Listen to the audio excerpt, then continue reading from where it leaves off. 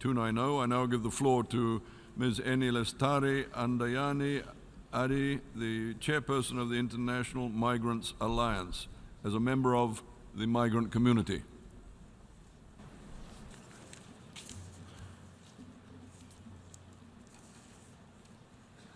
Excellencies, UN Secretary General, Presidents of General Assembly, and distinguished guests. I'm honored to stand before you on behalf of 244 million migrants all over the world who cannot be here today. After years of being voiceless and invisible, we, the migrants, are finally welcome here to speak for ourselves. We are the people who have been denied the future, the rights, and the dream we used to imagine.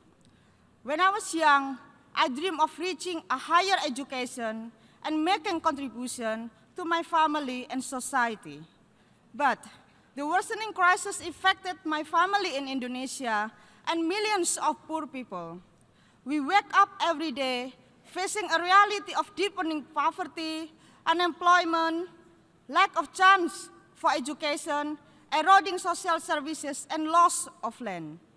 Like many others, I did not have choice but to work abroad as a migrant domestic worker, so that I can put food on our table, pay off the debt of our parents, bring my sibling to school.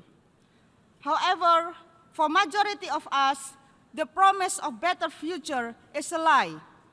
We are trapped into debt bondage, trafficked, tricked into slavery, our basic rights denied, vulnerable to abuses, many disappeared and even died.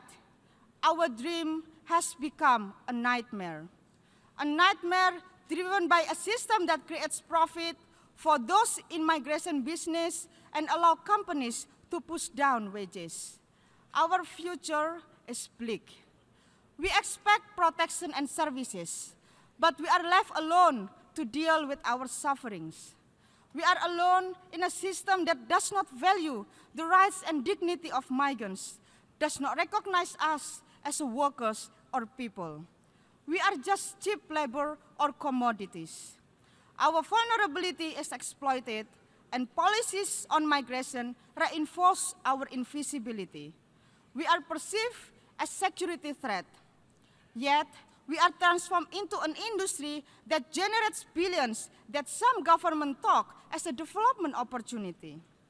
In our experience, no matter how much we sacrifice, migration does not guarantee development that can enable us to go home with a decent life. No matter how hard we work, we are never recognized as a worker and human with dignity and equality. We wish to be seen and heard, not marginalized and excluded. We deserve respect to our humanity. Migrants are collectively struggling and organizing to make our dream come true. We have a clear message. Listen to us. Don't talk about us without us. You want us to remit, but what we need is for you to commit to a justice, to a development that does not tear our families apart, to a future that relies on the strength of its own people and not to the continued export and exploitation of our labor. International conventions remain in a paper and not in action. In 2 years, you are set to forge a global compact for us. Let's make it real and actionable. Frame it as a right base and make sure its implementation will not create exploitation, displacement, forced migration, conflict, and poverty. Let's work for a world without vulnerability, insecurity, and invisibility. As people, as workers, as women, as migrants, we are ready to make this happen. Work with us. Thank you.